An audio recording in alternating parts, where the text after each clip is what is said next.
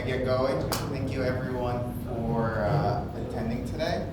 Today I'm going to be talking about SEO, specifically about the search generative experience and some ChatGPT and generative AI stuff. Hopefully you guys went over to my brother's session right before where he went really in depth on ChatGPT. If you didn't, I'm going to have his and my contact info at the end, so reach out and we'll send you the slides. I'm going to not touch upon ChatGPT too much and focus more on the actual SEO and really what's changing in the world of Google and the world of search and what search generative experience is going to mean for you. Before I jump in, show of hands, how many of you guys are familiar with what SGE is? We have 2 hands, so perfect, you're in the right place. So there's going to be a lot of learning today. SGE is Google's search generative experience. I'm going to jump into it in a little bit, but it's what Google sees as the future of search. So today we're going to be taking a deep dive into SEO today and what SEO is going to look like maybe next year or the year after. So here's our agenda for today. I'm going to do 2 quick slides about myself, just so you know my background and where I'm coming from. We're going to talk about search engine optimization really as it is today in 2023.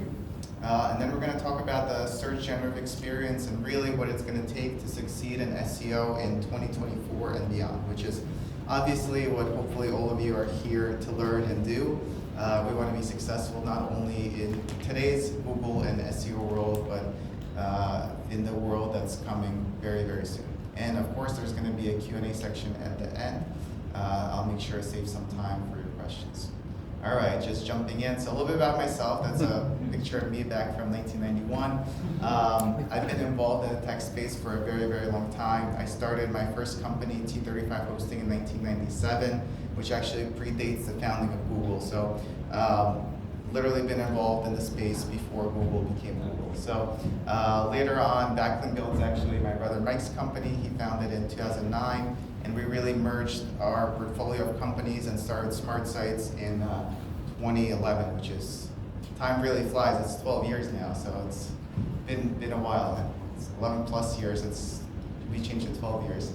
A little bit about Smart Sites. We're a full-service digital agency, so we do SEO, pay-per-click, website design, and everything in between. We have 400 employees, and we do it for thousands of clients. So the kind of stuff that I'm going to be going through today is really what we're trying to get a grasp ourselves over with the coming changes in Google and a lot of the SEO today stuff I'm going to be covering is really what we're doing as a company ourselves and for thousands of our clients. So hopefully it's going to be very valuable for you guys today. I also recently wrote a book on Amazon best-selling book. It's automotive themed, but it applies to every industry, just like we do at Smart Sites. The stuff we do, the search engine optimization, really, if done correctly, is industry agnostic. So if anyone's interested in the book, connect with me on LinkedIn and message me there. I'll send you a free PDF copy. And of course, it's also Amazon, and if you're in the US, it's in Barnes & Nobles and a bunch of other stores. All right, search engine optimization, 1997 to 2023 I put. So I'm sure you guys hear this every year, especially those more involved in the SEO space. Every year it's the last year of SEO and SEO is dead, right? I think since I started hearing it in 1997, it's probably the biggest case you could make for SEO really becoming maybe less relevant. But before we jump into that, I'm going to go through SEO really as it stands today in 2023. So before we jump in, SEO, just so everyone on the same page, SEO could really be broken up in 2 different types of SEO, right? So this is a typical search I did, and sorry for the auto examples, I do a lot of stuff in the automotive space. I use a lot of auto examples. Porsche dealership near me, right? Back home I did the search. So what you're seeing at the top left, just top. What you're seeing at the top is the Google Maps result. So in the SEO speak, it's called Google Local Pack. So that's completely different from the localized organic results you see below. So if you have a physical store, both of these are going to be important to you. If you don't have a physical store, you're only going to focus on the bottom one. I'm going to go through really the Google ranking signals for both of them because there's even if you don't have a store, I think it's important in today's world to be cognizant of what it takes to rank in Google Maps and all of that. So we're going to go through both sections. But I imagine for those that don't have a physical store, the Google localized organic results is going to be the most important. All right, so how do we find out Google's ranking factors, right? It's usually, it's like one of the biggest questions, and that's something everyone always wants to know. How does Google exactly determine what's important to rank on Google search, right? If you knew the exact formula, you could actually focus on the things that are important, and you could actually rank better and really have your business succeed by knowing it. So there's a couple ways we know it. So number one, on the left side, for those that are not familiar with it, the source code for Yandex leaked, I think almost a year ago now, maybe even more. January 2023, yeah, almost a year ago. So they literally leaked the whole source code. Obviously Google's not Yandex, but it gave us a very good idea of which ranking factors are important.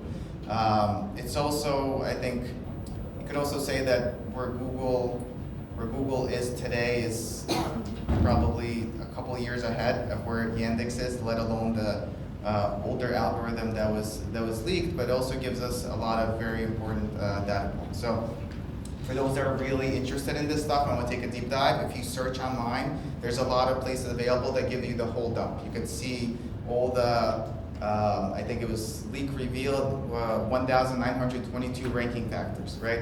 So just to give you the scope of it, that's how many factors Yandex considers. Google probably takes even more into account. I also put a little snippet at the end that even though there was so many ranking factors, in the end, when you actually go through them, there's only 200 something that are actually active and being used. But that's still a huge amount of ranking factors, right? So if you're really into that kind of stuff, you could look it up and you could go through everything. It's literally like capitalizing things in the title of the page gives you slightly higher ranking factors than not having like the first letter of the word, like really small things. And again, Yandex is not Google, but it'll give you a kind of interesting overview of what Yandex considers important. The second way, at least how I figure out which ranking factors are important to Google, is this local search ranking factor survey that's done roughly every year. I think 2022 was skipped and a couple of years are skipped. The way this works is, and the guy who leads it now, there was another one before, the guy who leads it now is Darren Shaw, and the way this is done is that he has like a volunteer group of top SEO experts, and I put all their pictures up there, and I personally know a lot of these guys, and they voluntarily self-report based on their work in their field of what they're seeing working and which ranking factors they see working on Google. So again, we can't directly know the exact Google ranking factors, right? But between looking at the Yandex stuff and I think more importantly, seeing what the SEO experts that do this for a living, like the technical SEO guys across every single industry, what they self-report, and this is like an internal survey. The reason for them to do this kind of self-reporting is for themselves to see what others are seeing and get this information. For whatever reason, I see it published very rarely, but I consider it a gold mine of information. Literally, like the top leading SEO experts self-report what they're seeing Google use as ranking factors. So that's where the information that we use comes from, or that I personally like to follow as well. I'm going to walk you through it in the next couple slides. The local search ranking factor survey for 2023 just came out, so there's a lot of interesting insights in there. So again, we're going to walk through this, and this is a good snapshot of where we are with SEO right now in this moment. And then we're going to walk through what I think is going to happen in the next year and next years to come. So number one, the first part we're going to look through is Google Maps. So they did the survey a little bit different this year. So this is a self-reported by these SEO experts on what they consider the most important ranking factor is to be on Google Maps, right? And you guys could look this up later if you'd like, or message me. I'll send you the whole survey and all the results. But what I find interesting here is you have the obvious, and again, this is Google Maps. This is if you have a physical store, right? So the obvious ones, obviously, your primary Google My Business category is super important, right? Keywords in your business title, proximity to a point of search, things that you would assume would be important for Google Maps ranking signals. But then you have the things that I put in the boxes in red that I think are things that some people don't realize is important. So this is the content on your website. This is the links to your website. So we know those things are very important for the actual search results, and I'll show you that in the next slide. But this is Google Maps. So even for Google Maps, on top of all the other things like optimizing your Google business profile, having reviews, quality of your reviews, reviews with text, right? Reviews with text is very important. You just don't want like 5-star reviews. It's still very important to have quality content and to have authoritative domain. All right, next one. So this is the localized organic results. So this is the one where most of you would want to focus on if you don't have a physical store. And this is a lot of information. I don't expect everyone to digest this all at once. So in the next slide, I actually summarized it in buckets for you guys. But the big takeaway here, and you'll see it in the next slide, is what continues to be important is content, domain authority, the things that worked over the last couple of years is what continues to work in SEO. And this is, everyone hold your pictures. This is the slide you want to take the pictures of. And I'll leave this up for a little bit so everyone could digest it and take the pictures of it. And of course, I could send you this whole deck and any follow-up materials anyone wants. So don't worry about trying to take a picture of all the slides. This will not self-destruct at the end. It'll still be here for you guys. All right, so let's take it from the top on the left side. So this is again Google Maps, which is local pack. Ranking factors, number one is obviously Google My Business Profile Signal. So this is your category, your keywords in your titles and your description, filling out literally everything in your Google Business Profile page. Next is on-page signals, which is a little bit of technical SEO, but it's also the quantity and quality of your content. Then review signals. So review signal is actually a very interesting one, and I don't know how many people here have stores, but what most people don't realize is Google uses not only the amount of reviews you have, right? You want to have a lot of reviews, you want to have good reviews, right? You want to have the 5-star reviews, but it uses the text in your reviews. So it's a little bit difficult to game that on purpose, but the way that works, for example, is if you have a coffee shop and you want to be known for Colombian coffee, let's say, right? If a lot of your reviews say, I visited here and I really love their Colombian coffee, you'll actually rank higher on Google Maps when someone searches Colombian coffee house. Really, really powerful, and a lot of people don't realize that it actually works that way, right? And purposely, it's very hard to game. You can't like force your customers to like leave very detailed reviews, specifically mentioning Colombian coffee, right? But you could gently encourage people when and if you're asking them to leave your reviews, to actually leave more detailed reviews. You could say the more detailed, the better. It really helps my business. So that's a really big one that people often ignore. And the counter of that is the content of your responses to reviews does not count. So you can't keyword stuff the response to a review and say, thank you for visiting, I hope you really enjoyed my Colombian coffee, right? Because that would help you game the system, so the content of the responses don't count, by the content of the reviews themselves do. After that is links, and then all the things are a little bit lower, behavior signals, citations. So citations are your Yelps and directories and such. And personalization is, of course, if you're in a Spanish language keyboard and you have Spanish language mode on and the website's in Spanish, it's more likely to come up for that person, right? It's the things that are a little bit harder to control. So on the right side is the local organic results, so that's what most people are interested in if you don't have a physical store. Number one signal continues to be on page. So again, that's the technical SEO. That's also quantity and quality of your content. That continues to be really, really important in 2023, and I think will continue into the future. Number two is link signals. So link signals is your domain authority, which you create by having other authoritative and websites that are related to yours linked to you, right? That continues to be important. Every year that I hear SEO is dead, I hear link building is dead, right? That continues to be important, and this is as self-reported by the SEO experts themselves as what they're seeing working for their clients on Google today in 2023. And then you have behavioral signals and a couple other things that fall into that. Some more interesting data. So this is me taking all these surveys and compiling them over the last couple of years that we have access to them, ending in 2023. This is again the starting with maps, and this is most relevant if you have a physical store. So for maps, your Google My Business profile continues to be super important.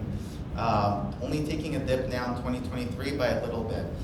If you think about it though, as the Google My Business profiles have become more important, what has become less important are things like citations, right? The Yelps of the world.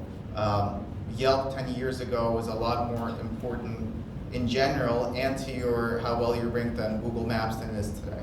The only reason, and you can see it kind of make it out of the chart, the only reason that Google My Business GPP signals went down a little bit is that on-page signals have become more important than they were before, and the other signals have pretty much stayed the same. It's over time, you can see everything kind of going down, and Google My Business becoming the most important factor ranking on Google Maps.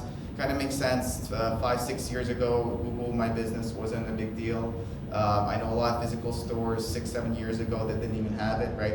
Today, if you're in the US and you have a physical store that wants to get business, you need to have a Google My Business profile. So all of this makes sense. Another one to point out, social signals don't exist anymore for a little bit, and this is again self-reported by the SEO experts.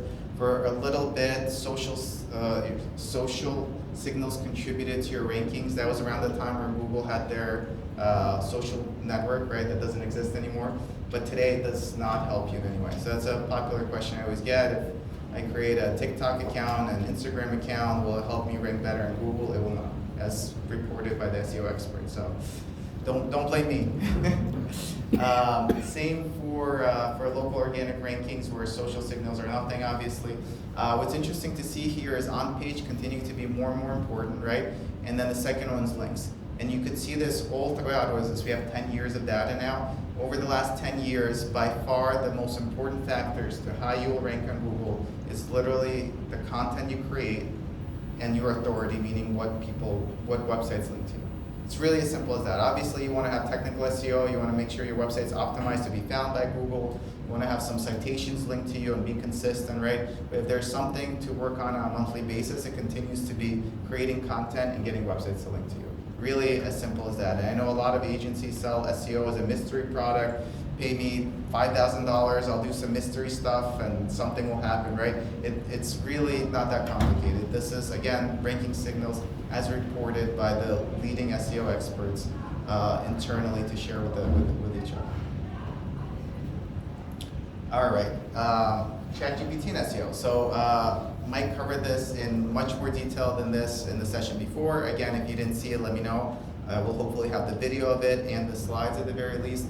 But this is the same group of people self-reporting how they're using ChatGPT and SEO. This was the first time this was included in the survey. Makes sense because ChatGPT came out less than a year ago. But it's a lot of the stuff that Mike covered previously, how these SEO experts are using ChatGPT. They're creating content which is then edited by a human. They're not just blank creating content with ChatGPT and using it, right? They're using it for content idea, inspirations. They're doing it for keyword research. They're using it to respond to reviews and some more of the complicated stuff. So again, just touches very briefly upon the more detailed stuff that Mike covered a little bit earlier. And that's all I have on SEO as it stands today. So that was, I think, a snapshot, especially the historical stuff we looked at, which over the last 10 years of seeing SEO really move slowly, right? Being involved in this space for over 20 years, there really hasn't been any major changes in the way Google or SEO work since Yahoo went from being a directory to a search engine, right? From those of you that have been around back then, right? Yahoo's core concept was to create a directory to find websites. They were never intended to be a search engine. They were not a search engine. The big revolutionary change was that people realized that the internet was becoming too big to be like a yellow page directory, right? And search engines were created, right? That was the big change. I think what we're seeing now is probably the second big change since that time. And I think it will change a lot of the way we use the internet, the way we search. Because if you guys think about it, I use Google because they're the biggest player, right? But you could be using Bing, right? You could be using Yandex. But the way we use the internet and technology has really been very search-centric. Maybe a little bit more so in the US than internationally, but at this point I think it's all catching up. And if you think about it, you come home and you realize your pipe burst and your sink is leaking all over the floor, right? What's the first thing you're gonna do? 10 years ago, you would probably go pick out the yellow pages if you were in the US. You maybe call a friend, like call your uncle, right? Today, the first thing you're gonna do is take your cell phone out of your back pocket and you're gonna go into your favorite search engine and search plumber near me, right? Or search for a video on how to fix the issue. We become very, very search-centric, much more so than most people realize. And the reason it's a big deal is because I think all of this is now gonna be changing due to generative AI and some of the stuff Mike covered earlier. For the next section of the presentation, I'm gonna be going through really Google search generative experience, but it doesn't have to be Google. At this point, I think it's really like back in the wild, wild west where anyone could really take control of the next phase of how we use the internet, right? And there's a lot of headlines I just threw up here. The big one that's really been taking advantage of this is Microsoft. For those that don't know, Microsoft partnered with ChatGPT. Bing is now powered by ChatGPT. It's been for bless you. It's been for what seems like forever. In reality, it's been 6 months, right? But it's really made Microsoft a huge, huge player in this space to a degree that I have not seen. I don't know. For those that use Microsoft products, I don't know, when's the last time you were excited about a Microsoft product, right? What comes to mind to me is like when Windows 95 came out, and if anyone's seen the video, it's Steve Ballmer dancing on stage with Bill Gates. If you guys haven't seen the video, please go on YouTube and look it up. It's one of the funniest things you'll see today. But that was the last time people were excited about a Microsoft product. At least that's my perception, right? When Windows 95 came out. All of a sudden, everyone's really, really excited about Microsoft, about Bing. More and more people are using Bing that have never used it before, right? When's the last time prior to the last couple months you were like, man, I really got to download the latest version of Internet Explorer and fire that thing up and see what this thing can do, right? It's really creating a lot of excitement, a lot of people switching to Microsoft, and you can see by some of these headlines, Microsoft is being tops 100 million users, right? There was a waiting list to start to be able to use the ChatGPT integration in Bing that was over that grew to over 1 million users in like 3.5 minutes.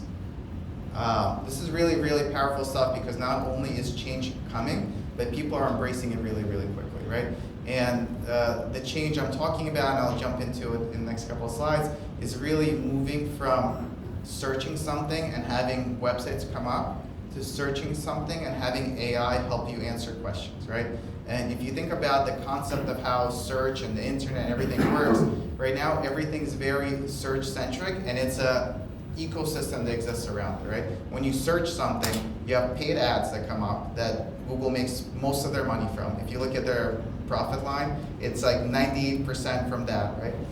Then you have the whole SEO world that revolves around the listings that come after the paid ads, right? With generative AI and with all of this, the way it's changing, it's a possibility to disrupt it, and it's really a existential threat to Google that they've never had before, right? Never in the history of Google can something, and chances are low, right? This is all, there's probability, but even having like a 1% chance of something replacing Google is huge for them. Sergey Brin came back, he was retired.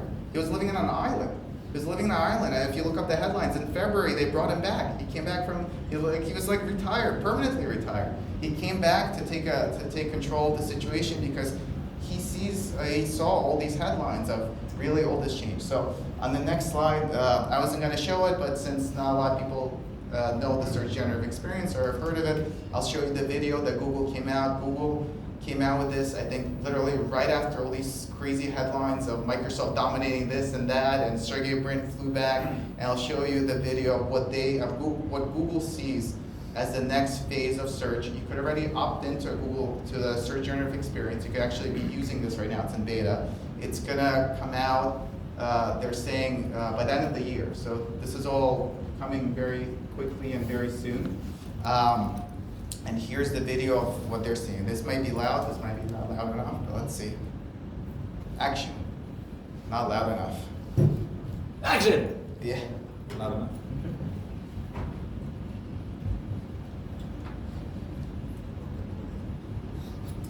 Oh, man. It's better with volume, but hold on. We'll try.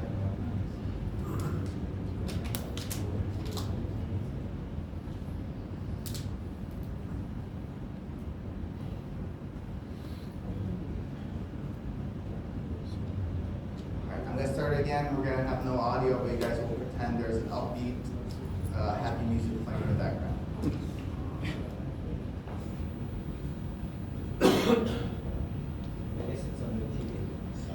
Yeah, there's no remote to the TV.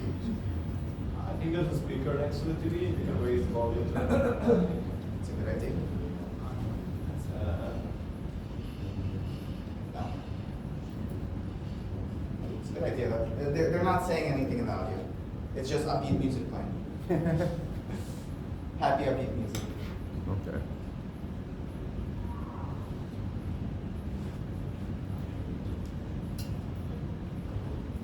For those that saw Mike's presentation, it's literally what Mike was showing. It's literally interacting with a generative AI instead of just searching for websites and having websites provide that information.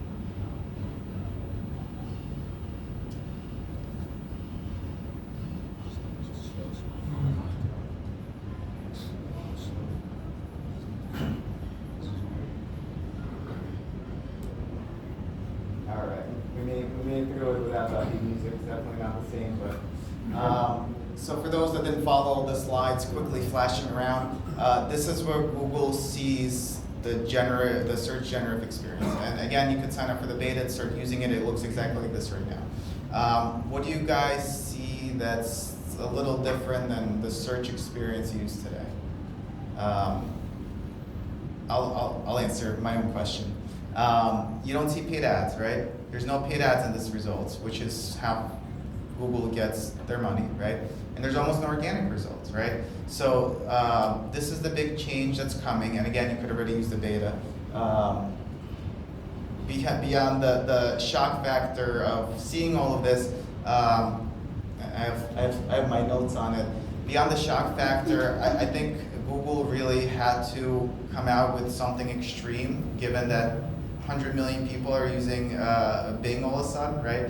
I think it's gonna be something like that, but clearly Google's not gonna take away Google Ads from it, but it is gonna change completely. So my notes on it is search generative experience, what they showed today, and you could Google, the video I showed is on YouTube. It's not, they're pushing it to everyone. It's not private in any way.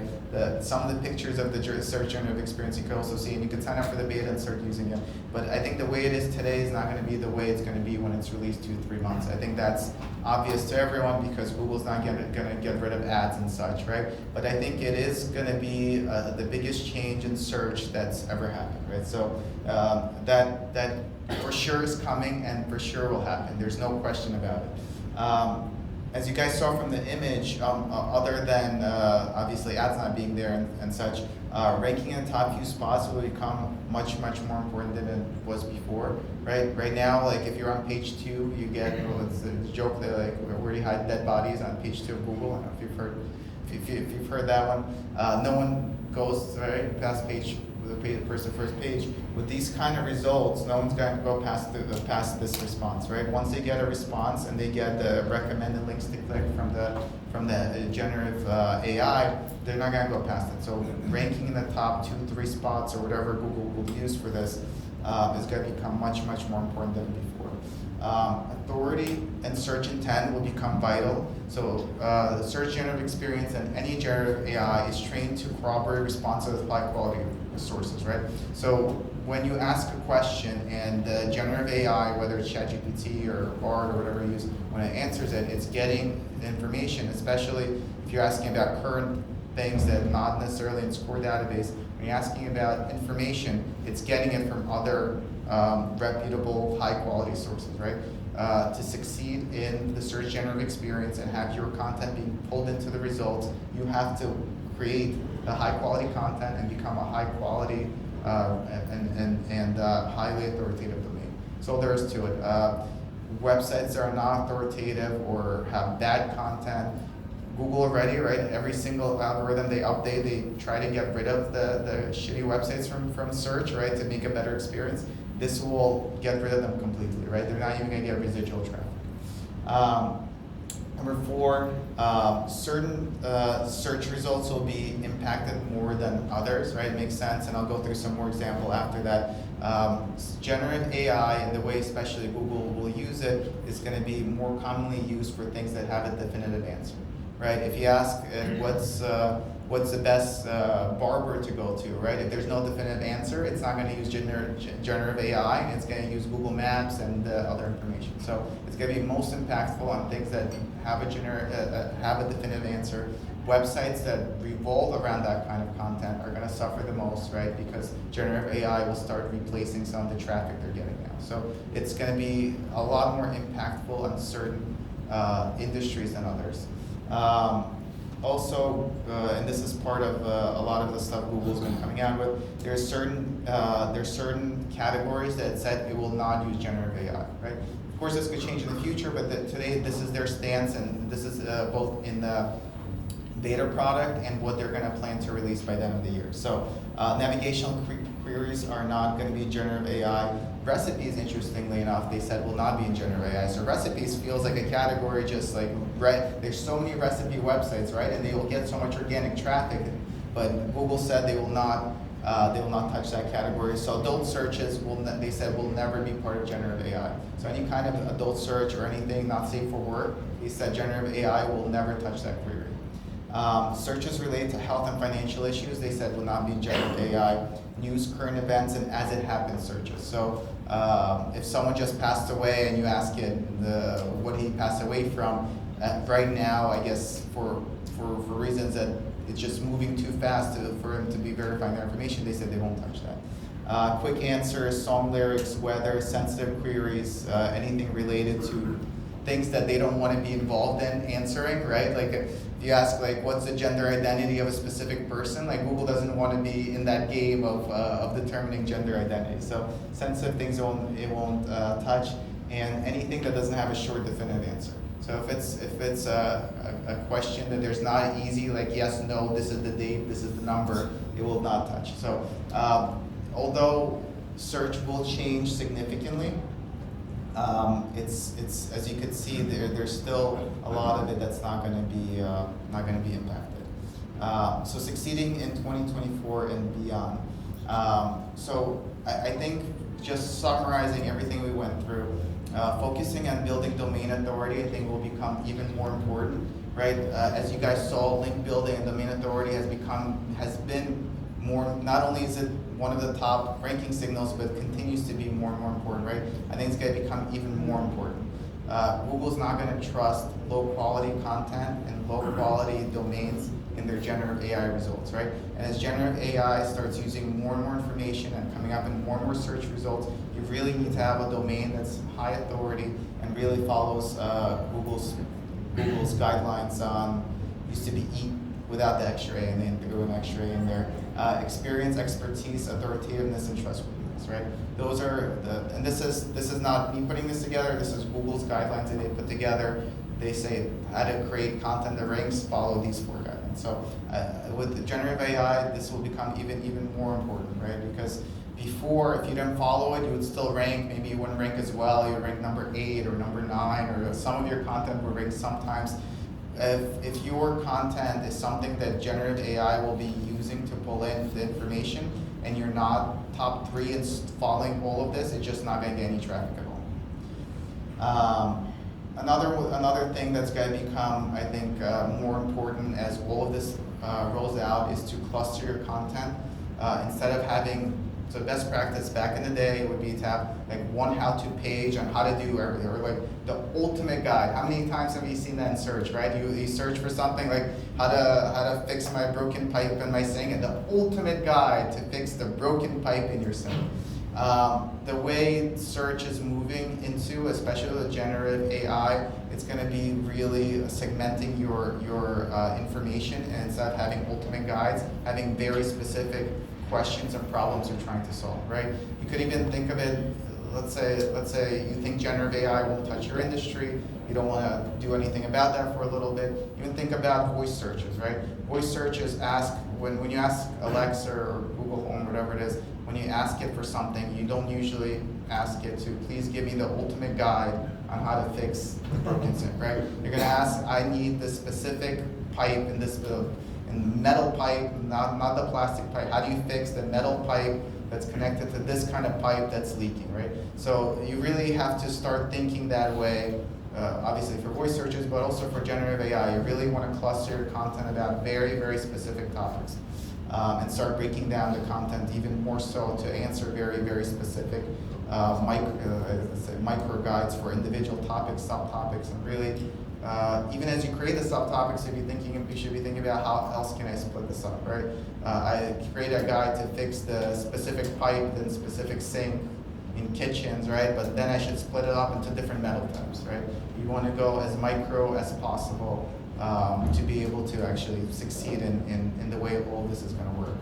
Optimize for long tail, I'm sure you guys have heard of this forever, but again, it's going to become more and more important, right, for generative AI. Search in general, the way people search has been moving away from the short tail for a long, long time. And now with generative AI, where people expect to get an answer to a question, they're not going to be searching the way they used to, right? Even if think about it, like the way the example uses t-shirts, but 10 years ago, you probably, if you wanted to buy a t-shirt, you would probably go on Google and you would type t-shirts, right? And you would look through all the websites that came out, because at the time it would be like 8 websites, right? Today, I promise you, if any one of you wanted to buy a t-shirt, you would not go on Google and type t-shirts, right? All of our searches, and again, voice search, generative AI, all of this is going to push us to ask very specific questions and really start searching in different ways in the very specific ways to get very specific responses, right? Again, think about it the way you would use voice search, right? Help me find a red t-shirt that has a Christmas tree on it, right? People are searching more and more specific ways because they expect Google and whatever search engine you use to be able to give you very specific information based on your search. And accurate, hopefully. And accurate, hopefully. So right now, without generative AI, the information you get is only as accurate as the content that was created. But it's also with generative AI. With generative AI, well, It can become even worse if somebody starts faking It could be content, worse. which will Yes. actually make you believe you're getting Yes. correct Yes. answers, which Yes. is wrong. Yes. I forget who made this joke, but it was another conference I was at. But I think we were talking about SEO, and someone said that and they worked in the medical field. What they find funny is that when people search like medical issues, like I don't know, my leg hurts, right? The diagnosis they get is based literally on the most popular content that's created, right? Someone did the most link building to this domain that says that you have this condition. Like you diagnose yourself based on Then that. you can die because you have an itch on your fingers. Yes, yeah. People diagnose themselves based on the SEO of the websites that are ranking in Google. Last slide. Yeah, last slide. So lastly, SEO is not dead, as a lot of people are saying. It is changing, right? But the ranking factors that work today, link building, content creation, becoming an authoritative website and business in your space will continue to be important, will become more important, right? So as of right now, the search generative experience is expected not to impact 50 to 70% of all searches. And this is not today, this is in the next 12 months. So it is not going to be super impactful. Even in the beta right now, it says literally AI-powered overview is not available for the search, right? So it's not going to impact most of you right away. but it's important to know where we're going, and I think once this rolls out, it really is going to change how we use search. I think it's going to change how we find information, and it's going to change how people who do search marketing, both paid and organic, do their marketing. So a lot of really, really big changes coming probably in the next 6 to 12 months, and anyone who's involved in this space in any way, you really want to stay up to date, because again, I think all of this is the biggest change since Yahoo became a search engine. And that's all I have for you guys. We have 15 minutes for questions. Question? So a big reason why many of us are here is because we're an adult. And 15 minutes ago, you put up a slide saying if you're NS not safe for work. It will not come up in general AI. But I didn't get up and leave when that slide came on, even though you kind of told me I should just get up and leave. So my question is, what about Bing? I think everyone will follow this guidance for now, but I think it will change. I think it's just the easiest way to implement generative AI for Google, Bing, everyone is to focus on the searches where it provides the most value. But I think 3 years from now, everything will be going through generative AI. So will not safe for work? I think everything will eventually It'll be move powered. that. I think it'll move that. They're actually working, from what I heard, they're working on age verification. So if you want to get it, it will be with age verification. It'll be some asterisks, and they'll have to work their way around it. They're still, I think everything, all of this coming out, at least to me, feels very rushed right now. A lot of products, search generative AI, Google Analytics 4, a lot of this feels very rushed. I think it's coming out because it needs to be out, but I think it'll slowly be all-encompassing. It'll change along the way, but I think the way we search and find information 3 years from now will be completely different than today for every industry. But good or bad?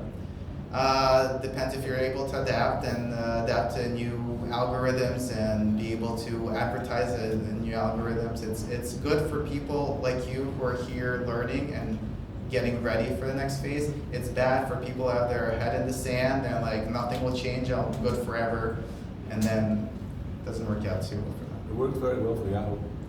It did not work very well for Yahoo. Well, and Yahoo resisted becoming search for a long, long time. Even when they became search, they were very directory-centric. So they were slow to adapt.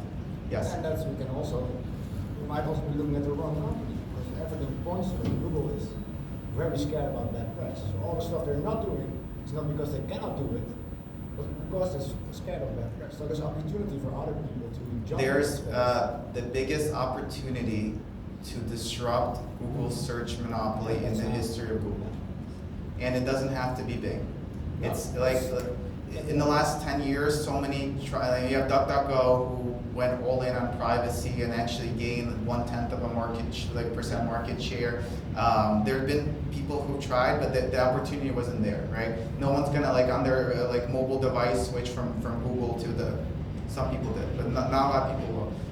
Now is really an opportunity that I've never seen, and that's why Sergey Brin is back. Yeah. He ChatGPT came out. It's fine. I wrote my book in November. ChatGPT didn't exist. I briefly mentioned at the end, there's new thing coming called ChatGPT. It didn't exist. January it exploded. Early February, Sergey Brin came back. To come back. And also, Bing already has ads in their what's it called? Bing has been far ahead of Google in generative AI and all of this. Yeah, but they were about to release their numbers. How much money they made of it, and they keep delaying those numbers. So everybody's thinking, okay, they're making more money, and that's also very scary for Google because they don't want it to go fast. Yes, They'll lose a lot of money. and Google, if you ever look through their financials, everything is paid for by Google Ads, correct? Google Ads business, right? There's a publisher side, Google Ads, but it pays for everything. They lose money on mobile devices, and the Google Ads pays for their cell phones, right? It is very scary. Very scary for them. Yes. For us, it's nice. Yeah. It's opportunity. Yes. Question. How will Google make money? We will still have to pay that, or disappear the picture? So right now, again, I think they really had to go extreme to kind of say we're on this and we're not falling behind. But in the example on the right, and this is the newer version of the generative experience, it actually is showing shopping ads. But if you notice, compared to current shopping ads, there's a lot less. So The feeling is there's a big chance you're gonna actually get into the niche itself. As in they would actually start saying, okay, you want to have your product going in, it'll start becoming like a bidding system Yes, over yes. Over how much money you're gonna pay to get. and then you could do a lot of bad things. So it's I'm sure it's on top of mind for them. Yes, question. So right now you mentioned, I'm sure you already know, you can bid in Google Shopping Cart, like Google Shopping. Yes. Rank ad. Have they announced or said how SGPT is going to affect that, or is it going to remain the same? So this is pulling shopping ads on the right. So I don't know, is that going to change at all? Like, is it going to be content ranked? Is it going to be like based on? No one knows anything. So you could sign up for their beta and you can kind of monitor it, but I think what actually will be released will be a lot different. But it's right now, their example is like you ask for a bike and then it shows you a bike and this is pulled from the shopping ads. But also I think the bottom ones here are pulled from organic and the right side's from shopping ads. I promise you they don't know themselves. They're experimenting with all of this, but I'm sure it's top of mind for them, and it's very there's a lot of disruption happening, and they saw it. They saw it started very quick. It was I don't know, in February already they were restructuring things. And they had the technology, by the way. Google bought DeepMind in more than 10 years ago, which was one of the first AI companies that focused on this space. And they really didn't do anything with them. So they have a lot of really smart people, they have the talent, but they kind of didn't need to, right? There was no one disrupting them. Now all of a sudden, a lot of things are going on. So I think either way, we're going to see a lot of change. A lot of change. Yes? A couple of questions. Yes. I read on a slide where you were talking about the ranking factors. And Yes. one of the list, it was like social signals, I think. This one? Or you want over time? One with the table, it's like a table. With a table. This one or the maps? Horizontal, like this Excel sheet table. Oh, yes. Over time. Yes. Yeah. My question is, when you mean social signals, you mean, like, for example, people sharing a blog post in Twitter? No, it's having social accounts. Like making a TikTok account will not make your website better on Google. Okay.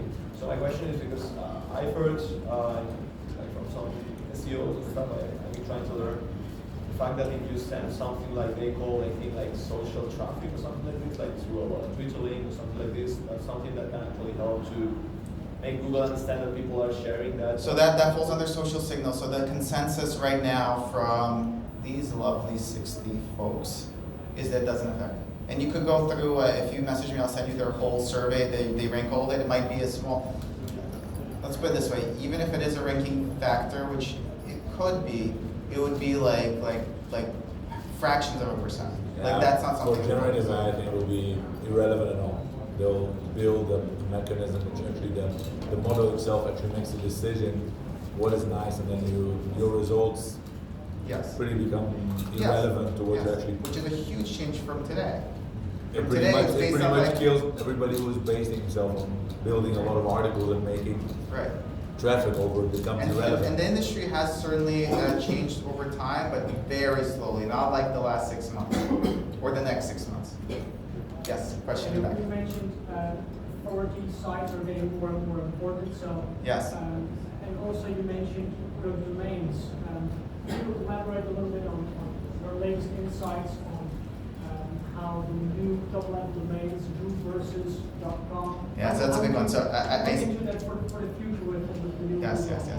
So I also speak at a lot of domaining conferences like NamesCon and such, and a couple even in Europe that I think they just stopped. That's always debated. There's two camps. There's a camp that .com is always going to is king. It will always be king, and that's the camp I usually favor. There's also a camp that Google will weight domains equally.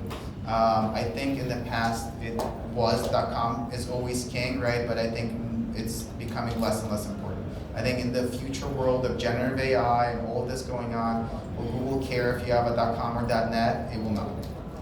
All the other things will be more important. Maybe it'll be like 1%, but everything else. The local city domain names will, or the beginning of your slide. I don't see Google giving preference to new domains even if they're city-specific, over .com, especially .com has existed for 20 years. Which is exactly the problem, becomes new site become irrelevant. Nobody will have any incentive to actually build something new when you know that The you're not gonna existing get stuff will be anything. better because they'll have the Exactly, history. it's of already there, so why would you generate new It's- content? It's gonna be a very different world very soon. Cool, I think we're out of time. Thank you, everyone. Oh, at Thanks the a lot. end, I have my LinkedIn. Go quicker. My LinkedIn, my brother's LinkedIn. Feel free to connect if you want the slides, if you want his presentation, my presentation, just connect, shoot me a message. Thank you, guys.